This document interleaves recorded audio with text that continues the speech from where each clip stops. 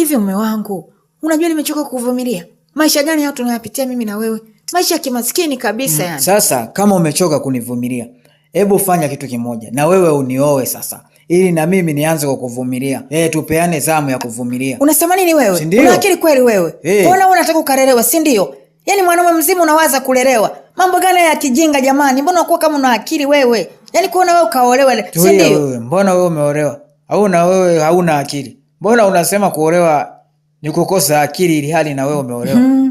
Yaani kwa hiyo unataka yani mimi nikuoe wewe yani? Yaani na mindevu yote nikuoe mimi nakupeleka wapi maskini wangu? Yaani hunipeleki kokote, tunabaki hapa hapa. Wewe tu unanioa ili na mimi nikuvumilie kama wewe unavonivumilia mimi. Tupeane shift ya kuvumilia.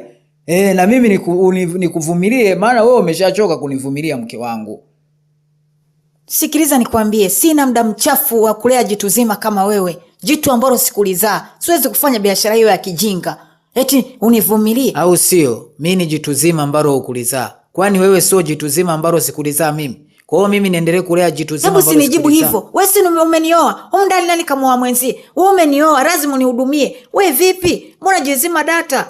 Unajitoa maana nimekuambia tupeane shift. Wewe sasa hivi unioe mimi. Hebu nyamaza. Mimi sina muda mchafu huo. Eti nianze kukuhudumia wewe. Nilikuzaa. Mimi mama yako. Unanijua. Wewe vipi?